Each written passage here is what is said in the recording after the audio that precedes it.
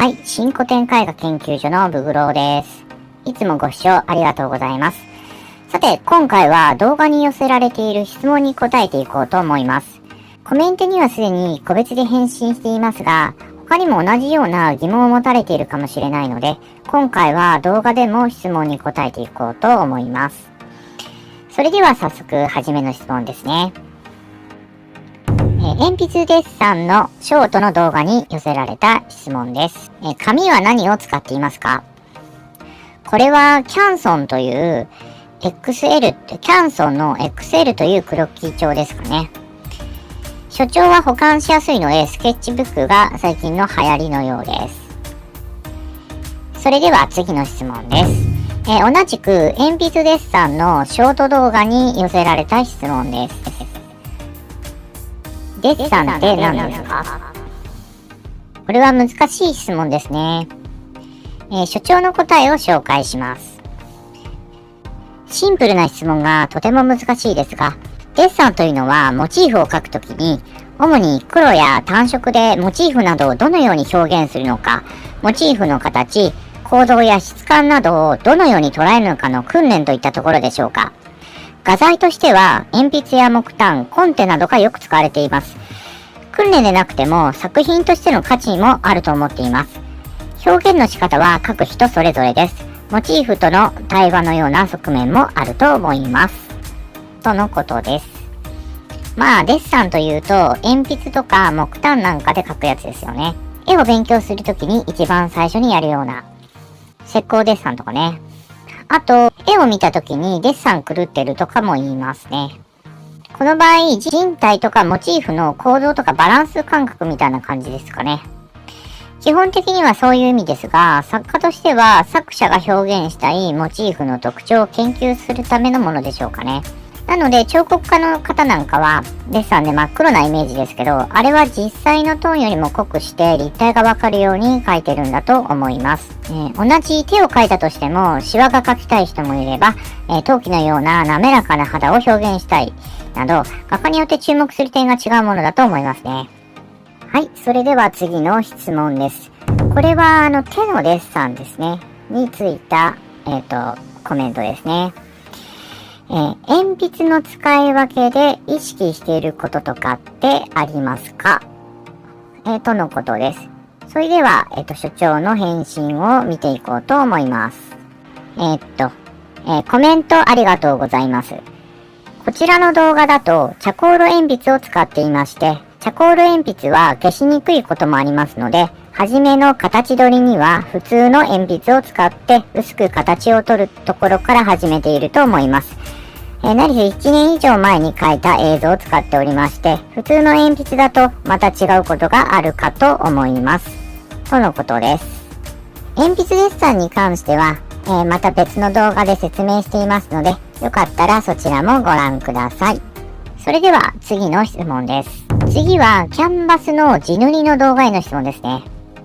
これさ、わかんないんだけど、ジェッソを何層も塗り重ねる理由なんなの？とのことです。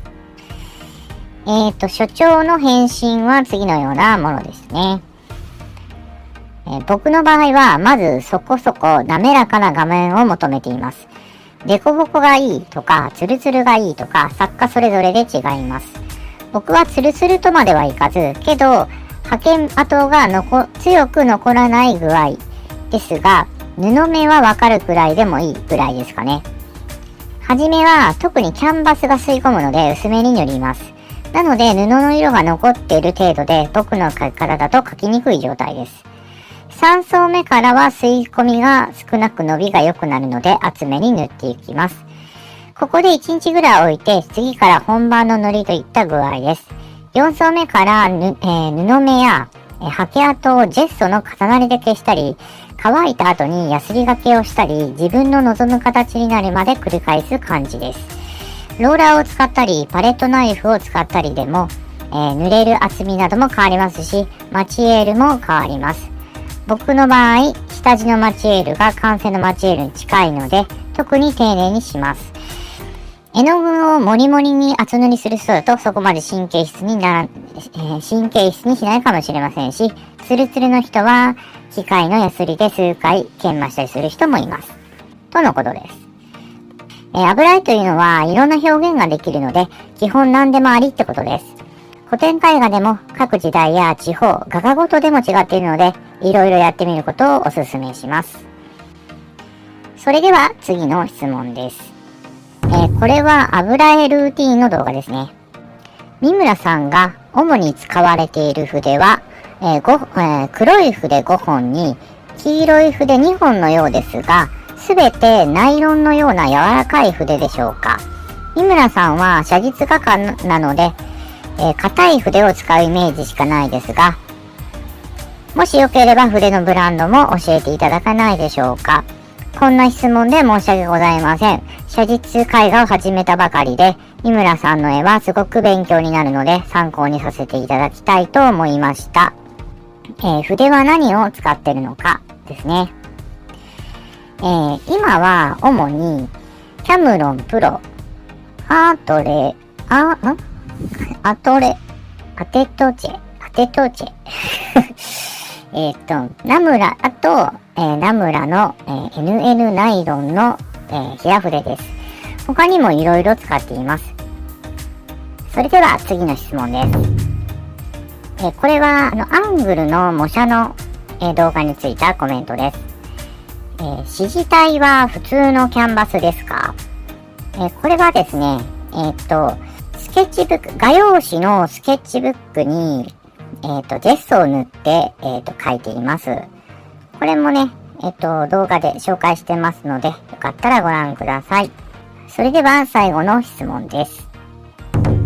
溶き油は固有色を乗せていく段階ではどのくらい使っていますか？また、何の溶き油を使っていますか？とのことです。これはですね、ちょっと所長に代わって僕の方が所長のやり方を紹介しようと思います。まず初めは2割ぐらいからですかね。仕上げが近くなると、影が乾いていると実際のトーンがわからないので、濡れた状態を保つために7割ぐらいでグレーズしたりします。溶き油の中身なんですが、すいません。